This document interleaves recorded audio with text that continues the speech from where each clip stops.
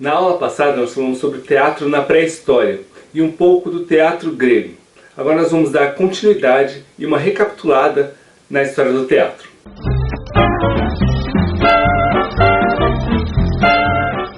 Como falamos na aula passada, as origens do teatro grego estão ligadas ao deus Dionísio. Assim como nos dias de hoje existem festas voltadas aos santos católicos, os gregos naquela época tinham 6 dias do ano para celebrar e festejar a esse deus. As procissões eram regadas de muita música e o povo usava máscaras para comemorar a esse deus. Com o passar do tempo, as interpretações ganharam corpo e caíram no gosto da sociedade da época.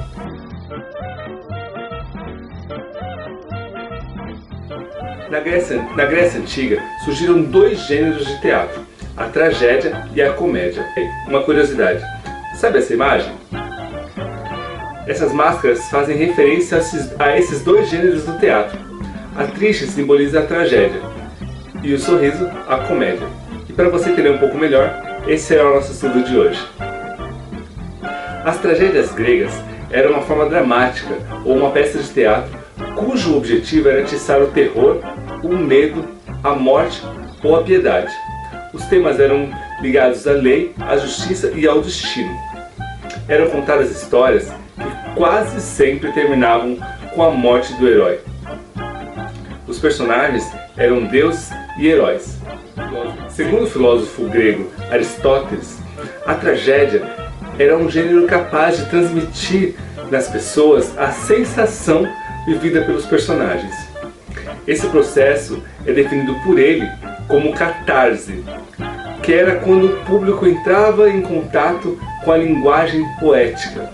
A plateia era capaz de captar tais emoções, como o terror, o medo e a piedade, e assim libertar-se das suas. Ela ocorria através de uma grande descarga de sentimentos e emoções, provocada pela visualização das obras teatrais, no caso tragédia ou dramas. Nesse sentido, Aristóteles aproxima-se do conceito de catarse nas artes. Com o passar dos anos, o conceito de catarse foi se expandindo e atualmente faz parte de diversas áreas do saber.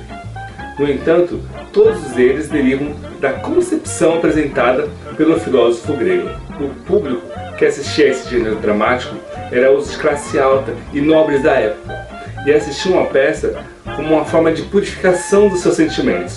Os autores da tragédia grega mais famosos é Ésquilo, Sófocles e Eurípides. As comédias eram o oposto, visavam histórias que proporcionavam risos ao espectador. Eram divertidas, abordavam temas comuns de pessoas comuns.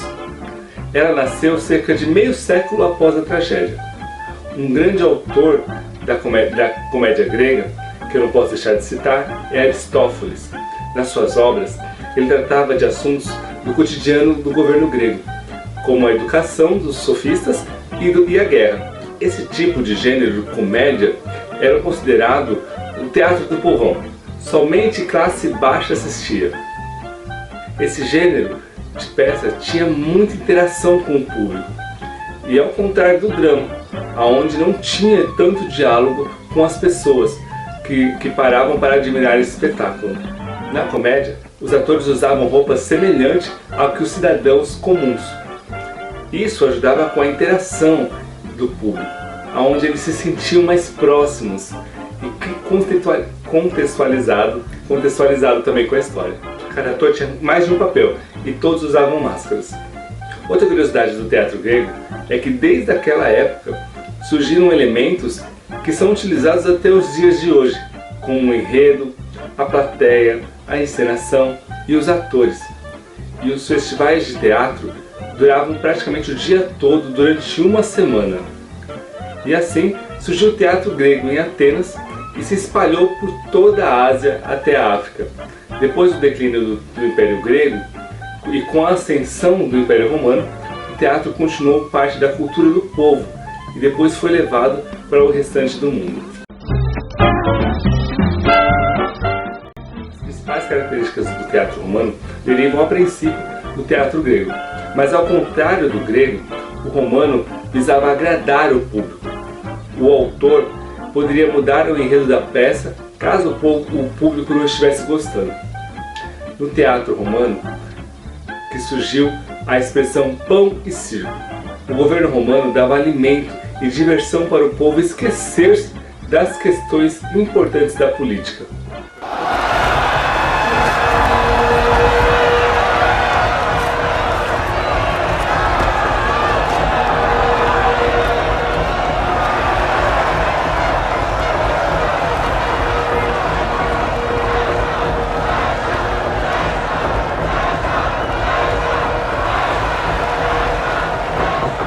Como queriam a atenção do público, o teatro tinha cenas grotescas e violentas, com fácil enredo, aonde até o menos instruído poderia entender.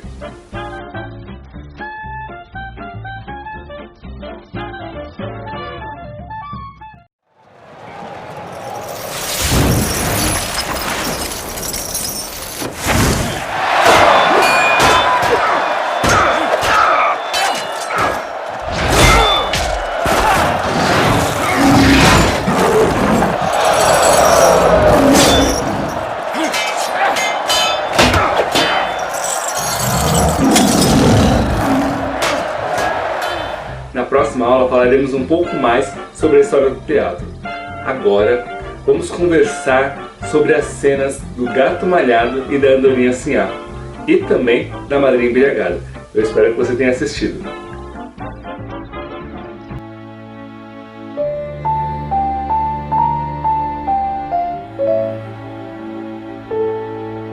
A história que amanhã ouviu do vento e contou ao tempo para ganhar a rosa azul aconteceu numa distante primavera. É a história do gato malhado e da andorinha Sinhá.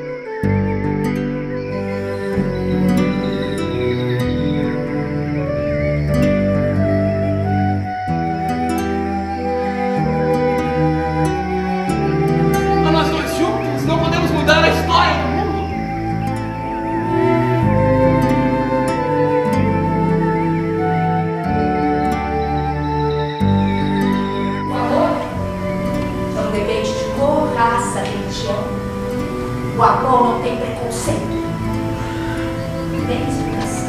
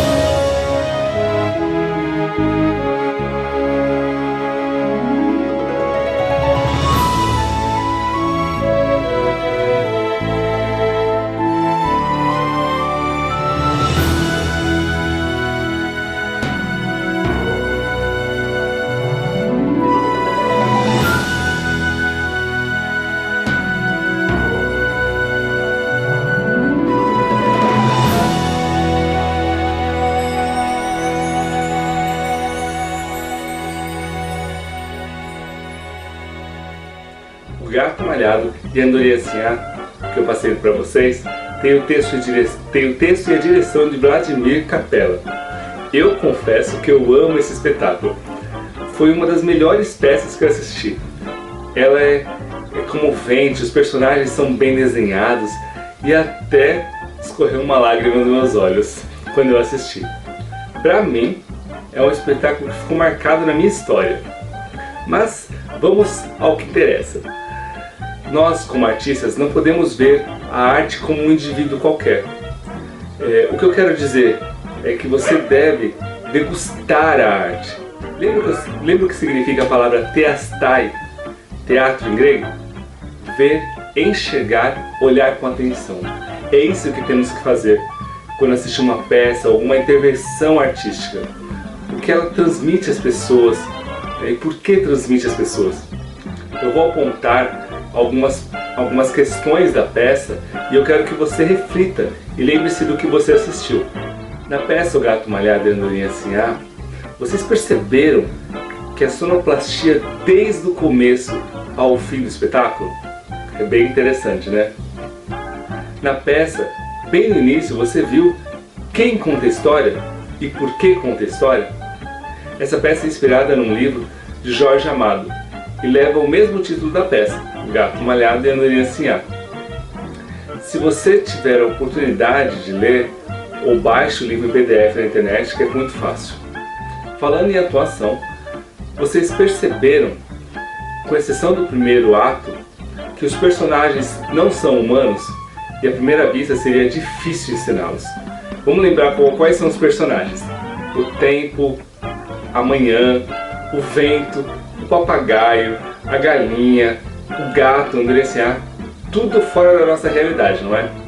Mas, como diretor, os atores chegaram a um resultado que vocês assistiram.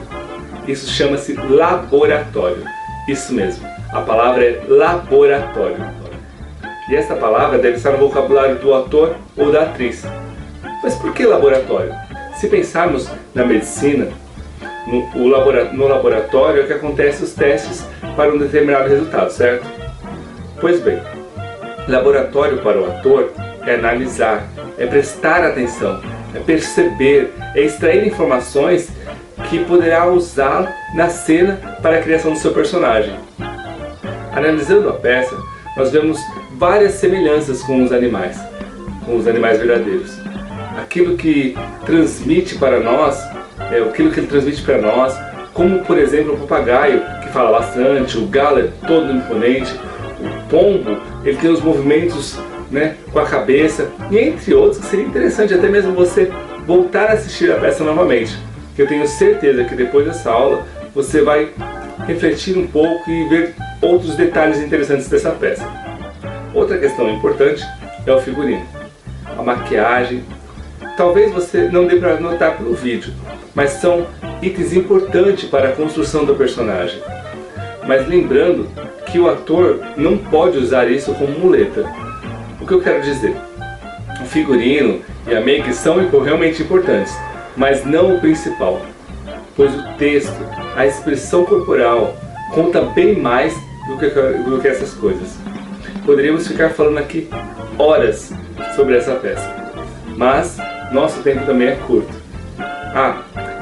Antes de falarmos sobre a Madrinha Embriagada, vocês notaram na peça o cenário remete às 4 estações? As 4 estações do ano? Primavera, verão, outono e inverno? Se você não percebeu, assista novamente essa peça que você vai.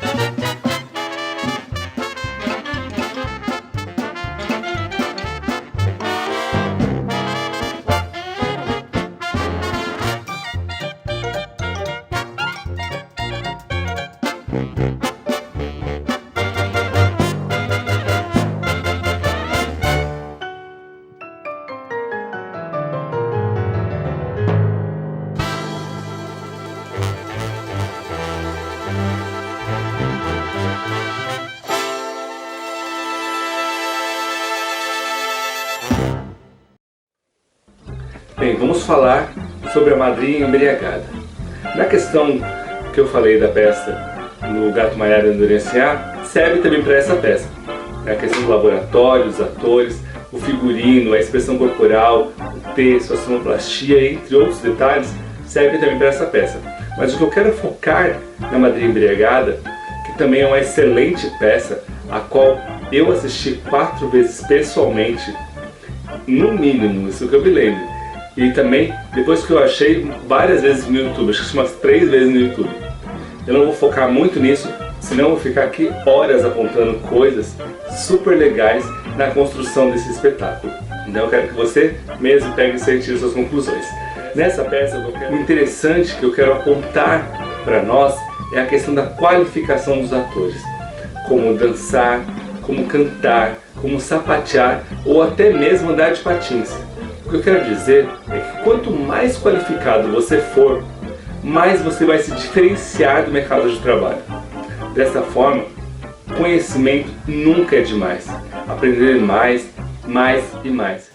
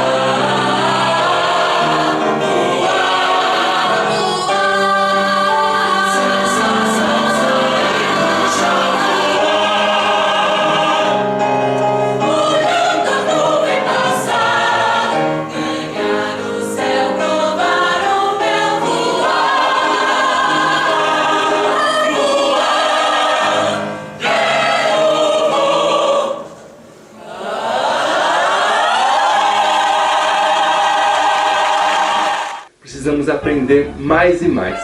Temos que ver e enxergar as coisas por um outro prisma. Não ser igual à massa. Devemos pensar fora da caixinha.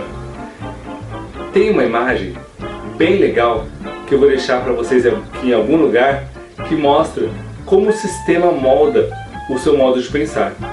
Não estou dizendo para você se rebelar contra o sistema, ser um anarquista. Não, não é isso.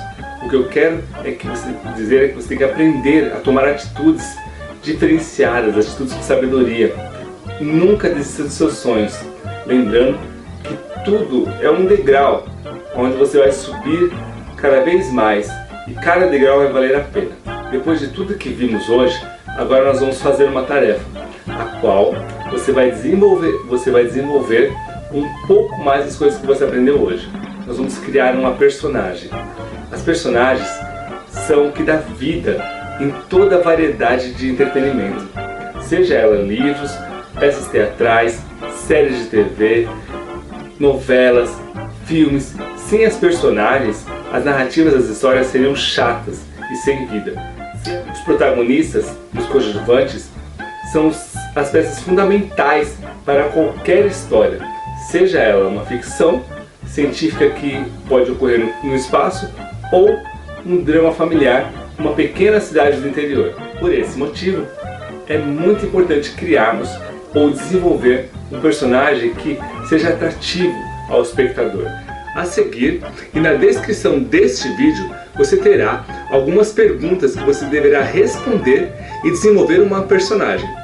Então, pegue papel, caneta, solte sua imaginação. Crie um personagem bem legal.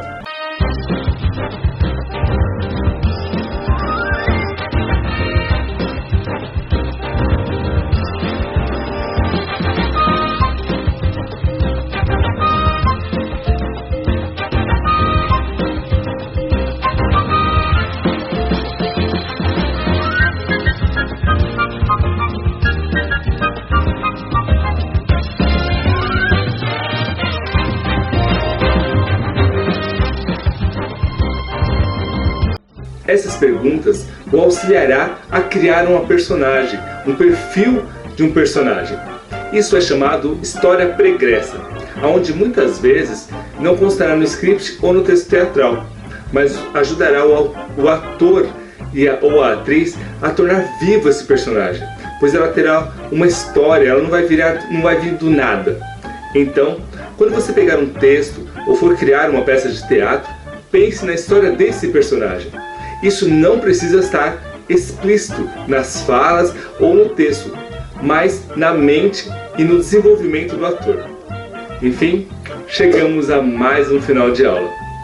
Exercitem toda a nossa atividade, reflitem tudo que nós falamos e espero você na próxima aula. Muito obrigado e até a próxima.